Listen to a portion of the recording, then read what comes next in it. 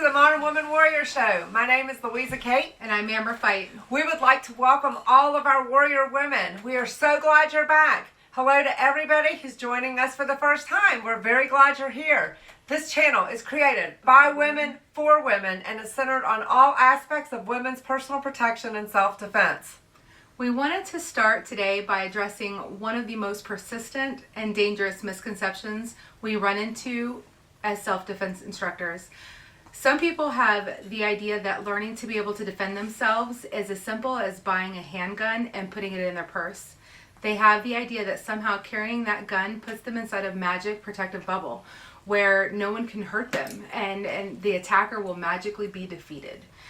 That they won't have legal problems from their actions and that everything will be rainbows and unicorns. Not true. Not true. Sometimes they acknowledge that since they have never touched the gun of any type, that they need to have some basic pistol training or some safe gun handling and some fundamentals, marksmanship, etc. They typically don't see why they should not be able to master those skills in just a few hours. The idea of spending a significant amount of time and resources to acquire these skills is either beyond their comprehension or they are unacceptable to them. Many people who are looking for an instant fix to what is potentially a lethal problem. I shoot. TV and the movies have created many of these problems. They really have. TV's misinformation that is put out by the media and social media outlets is very confusing.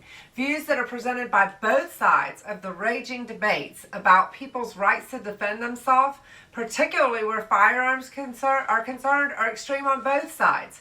We choose a more moderate approach. We freely acknowledge that becoming self-defense competent is not for everyone.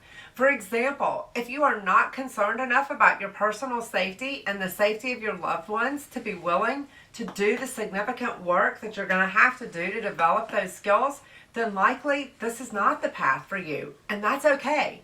Another possibility is that you may not be sure how you feel. I certainly wasn't when I started. You may be afraid of the things that you see around you and that there's nothing that you can, and feel like there's nothing you can do about it, but you're wrong.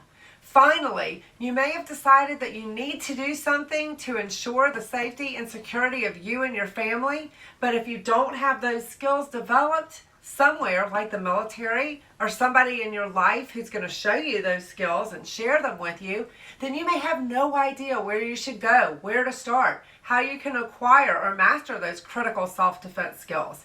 And that's why we're here. As long as you are willing to put in the work, we can help you get there.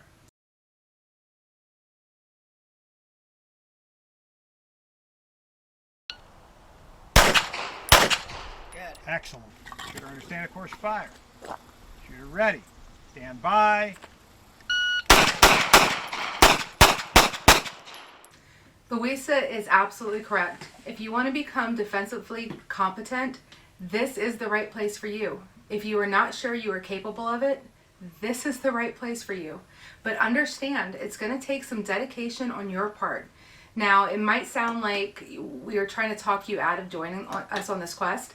Nothing could be further from the truth.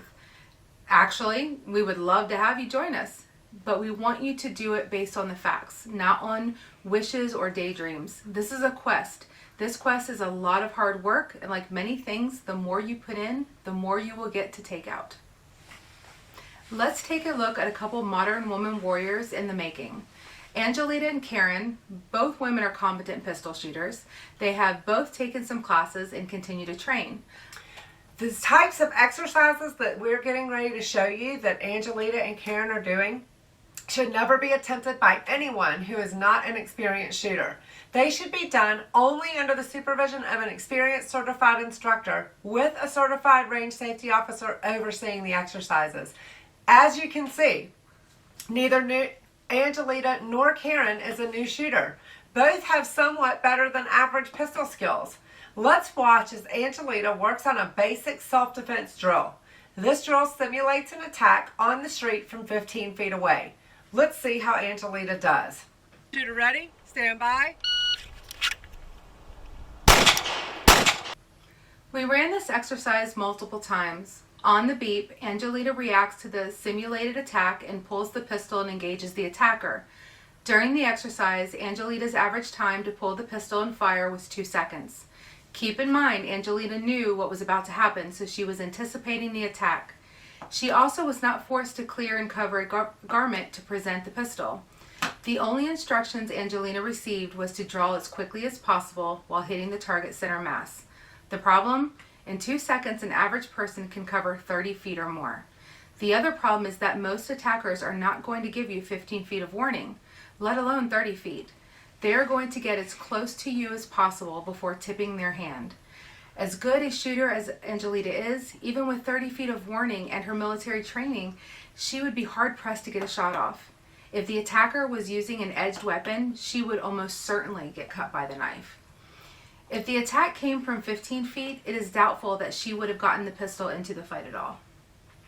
Now, that's very true. And so now, let's look at an example of the same type of attack exercise with Amber working the drill. Keep in mind, Amber has been training for years, but more importantly, Amber continues to take classes even today.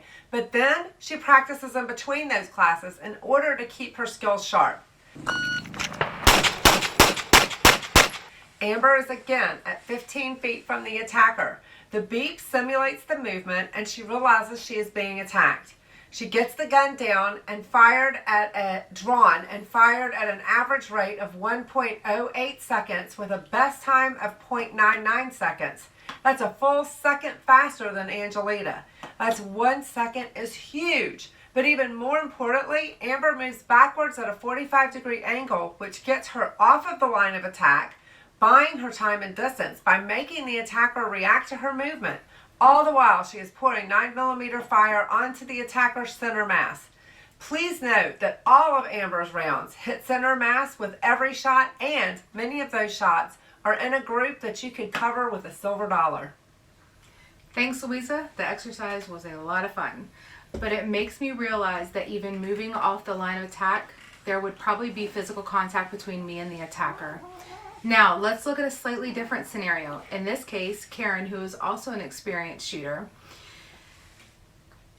pistol shooter, is running a simulation drill based on an attack in her home. She is standing at compressed ready or retention since it's unlikely that she would be coming from the holster at home. Let's watch.